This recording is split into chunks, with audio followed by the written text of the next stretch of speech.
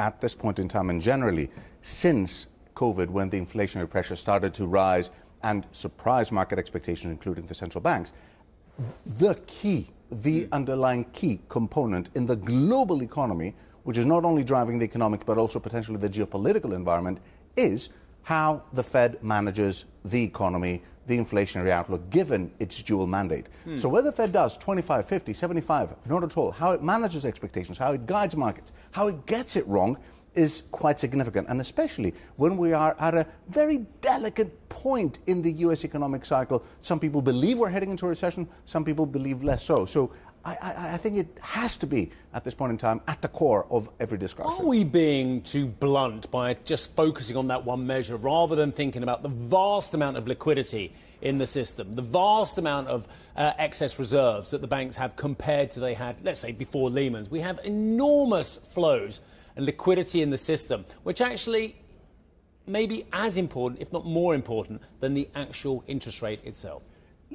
Hugely important, and I don't disagree with that at all. However, in terms of the interest rate, it's not just about the actual interest rate itself. It's about the direction, about the credibility, about the confidence that the Federal Reserve, the FOMC, shows in terms of the U.S. economy. And also it will drive the broader sentiment and underlying drivers around the world for the other major central banks. You're sounding on Mohamed Al-Arian, and this is exactly his point too. It helps the fixed income markets calibrate what's coming down the pipe from the Fed, knowing what the first rate cut looks like. In terms of the markets and what technology has done with the information, there has been a wobble in technology universe concerned about the state of the economy, that simply they cannot grow as rapidly if the economy is in slowdown. This is the opposite of what we've been talking about for years, where the subscription revenues protected the technology names.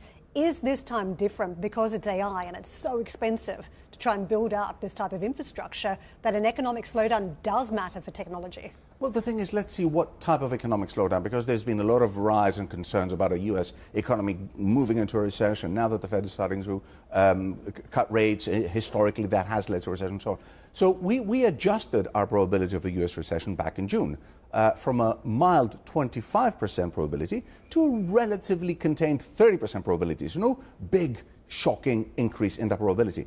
And so far, we're still sticking with that, because if we look at the unemployment rate, which has risen from the 3.4s, 3.7s to 4.3s, 4.2s, the underlying components are still resilient.